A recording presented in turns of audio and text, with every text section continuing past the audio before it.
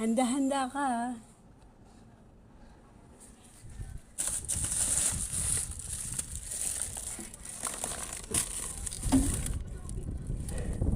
Pagsawaan mo to. Pagsawaan mo yan. Doon ka sa malayo.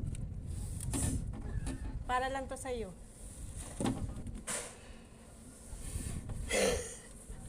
Ayan, magwanto sawa ka dyan.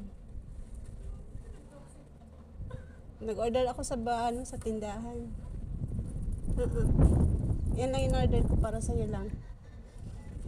Oo nga. Ayan, hindi ka na malulungkot yan. May kakainin ka habang nanonood.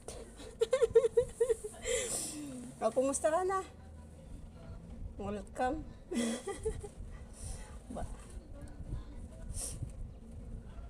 Dalawa-dalawa yan. Sabi ko, tag-isa-isa kami. Pero sabi ko, wag na. Kaya kasi ako, lagi naman ako nakakakain dito. Kaya inisip ko, sa'yo na lang lahat. Ayan. Babawi kapag magkita tayo. Sa ngayon, huwag ka munang babawi.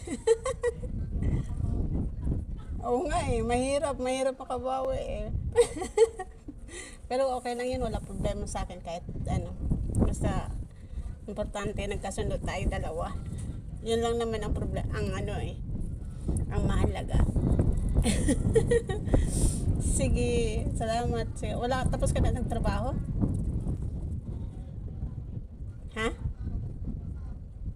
Ho? Talaga? Hindi maganda. Lagi ko iiwan.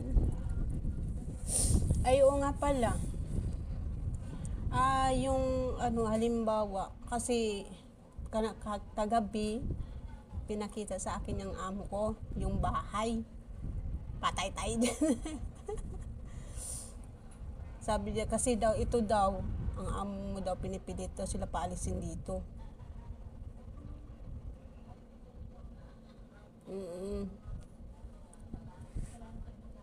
Wala tayong magagawa. Kung halimbawa, hindi ko maibigay ng cash sa iyo, i-send mo na lang sa akin yung STC mo. Ha? Kasi ipasok natin doon. Ha? Ha? Hindi. Baka ipa-forward ko na lang sa amo ko. Ha? Ay, pera mo yun. Gago. Pinaghirapan mo yun. Sige lang, sobra-sobra yun ah. Ayun na ba yung bawi mo sa akin? Malaking halaga yun. Malaking halaga yun. Ayun, binibigay ko, kulang pa yan. Charing. Bukas magluto ako ng ng talong. Tulad ng dati. Magpipirito ako. Lulutuin kita ng talong tsaka dapat sana ngayon. Kaso, nag-order na lang ako ng At saka mag-order pa ako ng para matikman mo bago man lang ako maalis dito. Ha?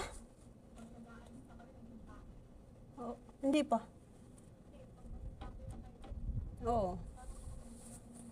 Pero nag-iisip pa sila kasi yung pinakita sa akin na bahay, walang mga cabinet yung kusina. At saka walang aircon. Siguro, at saka malaki-laking bahay yun. Napakalaki, 6 na kwarto. Ang yaman, no? Pero walang pangbayad sa akin.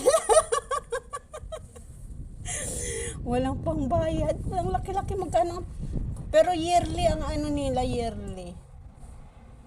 Ang bahay. Sabi ko nga sa kanya, kunin mo na lang yung lupa doon, magpatayo ka na lang dyan. O, yun o, bakanting lupa na yun o. Yan, ang laki-laking bakante dyan o. Pwedeng pagtayuan ng lupa.